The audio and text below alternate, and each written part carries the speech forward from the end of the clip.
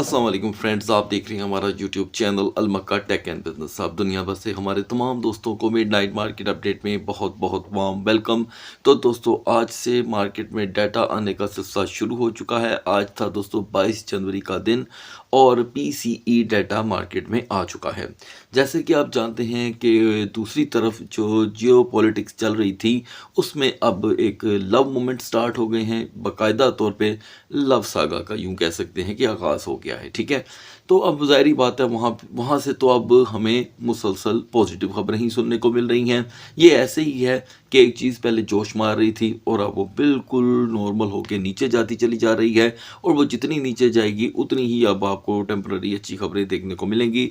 अब आ जाते हैं हम दोस्तों फाइनली डाटा की तरफ। डाटा आया अपने टाइम पे, और दोस्तों ये था नवंबर और दिसंबर का कुछ अदद डाटा जो अभी ख़त्म नहीं हुआ। पीसीई डाटा ने दोस्तों यहाँ पर इन्फ्लेशन को फोरकास्ट के मुताबिक ही शो किया है। 2.8 फोरकास्ट थी और 2.8 ही यहाँ पर दोस्तों जो नंबरिंग है वो आई है, जिसने ये साबित किया है कि इतना बड़ा फ़र्क नहीं पड़ा इन्फ्लेशन के अंदर। ये बताती है दोस्तों कि ये फ़र्क है सिर्फ और सिर्फ 0.1 का परसेंटेज। इसे कहते हैं इम्प्रूवमेंट का साइन, लेकिन ये किसी के काम का नहीं है। पर्सनल इनकम में जो यहाँ पर इजाफा शो हो रहा है वो भी दोस्तों 0.1% का है। टारगेट तो 2.2% का था, ठीक है, लेकिन यहाँ पे इजाफा 2 पॉइंट यानी कि जीरो आगे लगा हुआ है। ये जरा ज़हन में रखिएगा। The reading were in the live with market expectation but showed inflation still above the central bank 2% target. ठीक है जी, तो वो कहते हैं कि एक चीज़ अगर अच्छी आई है इकोनॉमी के हक में तो दूसरी अच्छी नहीं आई है, क्योंकि सेंट्रल बैंक का यही मानना है। तो दोस्तों सेंट्रल बैंक जो पहले से ही यहाँ पर ऑलरेडी जो है कमोडिटीज़ की तरफ तवज्जो दे रहा है, जिसकी वजह से इकोनॉमी जो है वो हिचकोले लेने से बात नहीं आ रही। तो कल भी दोस्तों डाटा का दिन है, बहुत ही अहम दिन है, इसलिए इस डाटा का मार्केट पे फिर से इम्पैक्ट रहेगा। और यही एक वजह थी जिसकी वजह से हमने आज बीटीसी को नॉर्मल ही सही लेकिन रिकवर करते देखा, और फिर से मार्केट इस वक्त 89,700 पे रजिस्ट कर रही है। तो गैस यहाँ पर आप तैयारी रखें। सूरत हाल कुछ यूँ बन रही है कि रेट कट के जो यहाँ पर सेंटिमेंट्स क्रिएट हो रहे हैं, या जिसे हम ओड्स बोलते हैं, वो हर आने वाली रिपोर्ट के साथ जो कि है तेज़ी इख्तियार करते हुए दिखाई दे रहे हैं। कैपिटलाइजेशन मार्केट की दोस्तों सुबह अच्छी खासी बूस्ट कर गई थी। हम 3.1718 के करीब थे, लेकिन जैसे ही ये रिपोर्ट मार्केट में आई वहाँ पर हमें एक शफल देखने को मिला। मुझे ऐसे लगता है कि ट्रेडर्स का ये शायद माइंड था कि मार्केट की रिपोर्ट बुरी आएगी, ठीक है, और हम फिर उसमें एंट्री लेंगे, क्योंकि प्रॉफिट टेकिंग का सिलसिला शुरू से ही सुबह से ही स्टार्ट हो चुका था।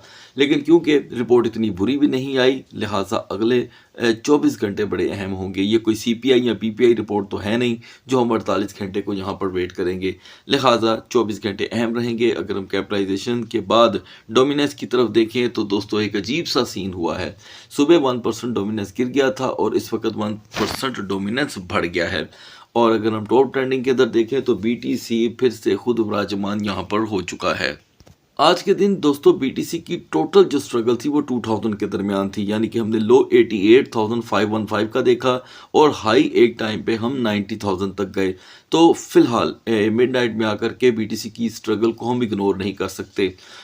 हालांकि ये बात आप भी बहुत अच्छे से रट चुके हैं कि 85,000 इस वक्त इसकी यूनिवर्सल सपोर्ट बन के सामने आ रही है, लेकिन मार्केट का स्ट्रगल करते रहना अपर लेवल पे, इसे इग्नोर नहीं किया जा सकता। अगर हम इथीरियम की बात करें दोस्तों, तो आज के दिन इथीरियम ने सेवरल टाइम 3000 को क्रॉस करने की कोशिश की, यानी कि अबूर करने की कोशिश की, लेकिन हमने फिर से लो देखा 2905 का। एंड पे इन दोनों को डिस्कस कर लेंगे, बड़ा अहम रहेगा इथीरियम का तज्जिया। आज आगाज़ करते हैं दोस्तों बीएनबी से। बीएनबी की हमारी सपोर्ट थी 870 से 875।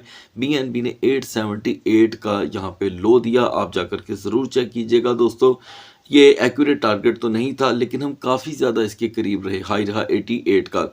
मैं समझता हूँ अभी भी बीएनबी में 870 से 875 की ही सपोर्ट देखी जाएगी, और रेजिस्टेंस जो है वो 895। एक्सआरपी दोस्तों यहाँ पर रिजेक्ट हुआ है फिर से 1.96 से। तो एक चीज़ इन में रखिएगा कि we still needs 1.95 resistance for the best. कि हमारी आज की सपोर्ट दोस्तों 125.80 थी। सोलाना ने यहाँ पे 126.70 तक का लो दिया, हाई रहा 128.50 का। मैं समझता हूँ कि अभी भी सोलाना को जितना लॉस हो चुका है रेजिस्टेंस वाइज, हम 125 को ही इसकी सपोर्ट कंसीडर कर रहे हैं, चाहे वीक ही सही। अगर हम डोज कॉइन की बात करें दोस्तों, तो हमारी आज की सपोर्ट थी डोज की 0.1250 की। ठीक है, आपने इसे ज़रूर चेक किया होगा, हमने जस्ट अभी 0.1250 को यूटिलाइज़ किया है, तो मैं समझता हूं कि हम इसे होल्ड करेंगे।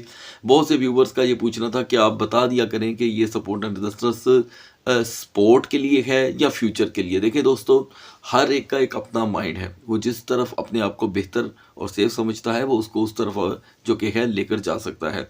अभी फिलहाल 0.1270 0.1280 तक की रेजिस्टेंस डोज में एक नॉर्मल रेजिस्टेंस रहेगी। I think it's a best ending for the dose coin for the time being. अगर हम यहाँ पे दोस्तों एडीए को देखें तो 0.3610 इसकी आज की सपोर्ट थी। ठीक है, तो एडीए ने यहाँ पे दोस्तों सबसे पहले तो लो दिया हमें 0.3556 का, और अब हम इस वक्त अपनी सपोर्ट को यूटिलाइज करने के बाद ऑन द एज खड़े हैं, और मैं उम्मीद करता हूँ कि 0.3630 0.3645 की रेजिस्टेंस एक नॉर्मल रेजिस्टेंस रहेगी। ऐसे में BCH दोस्तों बहुत ज़्यादा तजिए में रह रहा है, और BCH की दोस्तों आज की सेफ जोन थी 605। ठीक है, BCH अपनी सेफ जोन की तरफ नहीं जा सका, आपने ज़रूर इसे वॉच किया होगा। 605 नहीं 602 से यहाँ पर दोस्तों BCH जो कि है रिवर्सल हुआ, और हमने 500 कमोबेश 589.90 तक का हमने यहाँ पे लो देखा है दोस्तों BCH में। ठीक है, और अभी भी यहाँ पे BCH को मोड़ने के लिए 605 की ही रेजिस्टेंस चाहिए। सपोज अगर हम 604 से भी रिजेक्ट हो जाते हैं तो BCH नॉर्मली बैक स्टेप करके 595 की तरफ आने की कोशिश करेगा।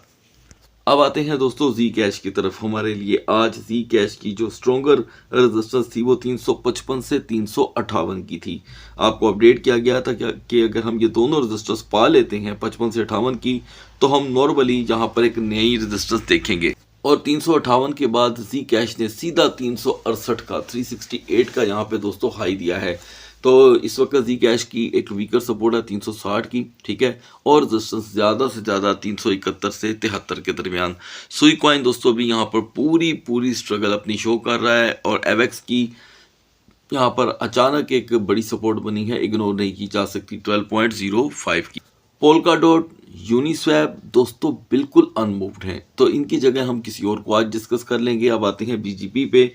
दोस्तों BGP की हमारी आज की सपोर्ट थी 3.62 से 3.65। तो गाइस 3.62 और 3.64 के दरमियान BGP परफॉर्म कर चुका है, हाई रखा 3.68 का। तो मैं समझता हूँ कि बहुत से व्यूवर इसे एक अच्छे पॉइंट से यूटिलाइज कर रही हैं, जैसे कि 3.60 से 3.62 को सपोर्ट बनाकर 3.68 से 3.70 इसकी यहाँ पर रेजिस्टेंस शो हो रही है। अब आते हैं दोस्तों टाओ पे। टाओ की सपोर्ट थी गाइस यहाँ पे 240 की। ठीक है, और टाओ ने हमने यहाँ पर दोस्तों देखा, पहले तो इस सपोर्ट को कर दिया ब्रेक। हमने 235 तक का लो देखा है, और मॉर्निंग में हम अगर 235 को प्रोटेक्ट कर लेते हैं तो यकीनन मॉर्निंग सेशन में हम 243 से 47 तक की एक नई रेजिस्टेंस देखेंगे। अब आते हैं दोस्तों हम XAUT पे। XAUT के लिए हमारी आज की सपोर्ट थी दोस्तों 48 रेजिस्टेंस थी 4830 से लेके 4840। आपको अपडेट किया गया था कि अगर हम इसे कंटिन्यू नहीं करते तो थोड़ी देर के लिए हम रिवर्सल लेंगे, और बाकायदा तौर पे यहाँ पर XAUT में बहुत ज़्यादा वॉलेटिलिटी रही, मतलब कि आउटस्टैंडिंग। और अब जाकर के हम मिडनाइट में 4912 पे हैं। बहुत से लोगों का मानना था कि निगोशिएट होने के बाद जो इस वक्त जो जियोपॉलिटिक्स चल रही थी ये क्रैश कर सकता है, लेकिन अभी तक ऐसे कोई आसार नहीं है। लिहाजा दोस्तों मॉर्निंग के लिए XAUT की रेजिस्टेंस है 4910 से 4918 की। ये एक ऐसी रेजिस्टेंस होगी जो XAUT को एक नए हाई की तरफ लेके जा सकती है, जस्ट लाइक 4925 से लेके 4935, और 4900 का ब्रेक हो जाना ही इसकी वीकर जोन रहेगी। फर्दर डिटेल में दोस्तों मैं देख रहा हूँ कि कोई ऐसा टोकन नहीं है जो डिस्कस किया जाए। ठीक है, सूरत हाल अदर टोकन्स की बहुत ज़्यादा वीक है, और टॉप 40 के अंदर ही फ़िलहाल मार्केट के जो मेजर कॉइन्स हैं वो आन के अपनी जगह बना चुके हैं। तो गाइस बढ़ते हैं BTC और इथेरियम के कैंडल चार्ट की तरफ। दोस्तों सुबह जब हम बीटीसी को डिस्कस कर रहे थे तो हम 89,715 पे थे, ठीक है। उसके बाद बीटीसी एक बार 90,338 तक गया। आफ्टर दैट एक बड़ा लो 88,515 और फिर से अब रिकवरी आपके सामने है 89,700 की। यानी कि मार्केट इस दरमियान आपको एक ही सर्कल में मूव करती हुई ये देखें दिखाई दे रही है। तो मॉर्निंग के लिए इस वक्त बीटीसी का जो आगाज़ है वो बड़ा अहम है। सपोज़ अगर हम 89,700 से लेके 89,850 से अपने दिन का आगाज़ करते हैं तो बीटीसी यकीनन दोस्तों 90,800 तक नॉर्मली रजिस्टर्स अपनी इख्तियार कर सकता है और रिजेक्शन का एलिमेंट अभी भी है, ओके। लेकिन ये जो लेवल आपके सामने है 89,000 पे ओवरस्टे बार बार जो हमें लो दिखा रहा है दोस्तों वो आपके सामने ही है 88,000 87,800 और हेल्पफुल में यहाँ पर हमारे लिए जो आ रहे हैं दोस्तों देखने में उसमें है इस वक्त एवेक्स, डॉट, एडीए, उसके बाद डॉज। तो दोस्तों बढ़ते हैं इथीरियम के कैंडल चार्ट की तरफ। इथीरियम की भी दोस्तों परफॉर्मेंस कुछ ज़्यादा इंटरेस्टिंग नहीं रही। आप देख सकते हैं कि पिछले तकरीबन 16 घंटों से इथीरियम सिर्फ फॉल कर रहा है। अलबत्ता शेडोज़ हैं जो हमें ये बताते हैं कि थोड़ी देर के लिए इथीरियम रिवर्स हुआ था, ठीक है जी। तो 2993 पे हम ऑलरेडी थे जब सुबह हम इसको डिस्कस कर रहे थे गाइस। और जैसे ही सेकंड ट्रेडिंग सेशन का आगाज़ हुआ एक मरतबा फिर से इथीरियम ने अपनी 2950 की सपोर्ट को तोड़ा, ओके। और हम सीधे 2905 का लो देख करके आए हैं और अगर रिवर्सल भी हुए तो 2963 तक। अभी भी ये जो लेवल आपके सामने है ये काउंट वीकर जोन में ही होता है। यहाँ पर ओवरस्टे फिर आपको 2910 2905 पर नॉर्मली लेकर के जा सकता है। So we need a support here जो 2955 और 2960 से दिन का आगाज़ देकर इथीरियम को फिर से 3000 की तरफ एक होप दिला सकता है और रिजेक्शन इसमें भी रहेगा। हेल्पफुल टोकन है दोस्तों टाओ, बीजीपी और जी कैश। सुबह तक अल्लाह हाफिज़।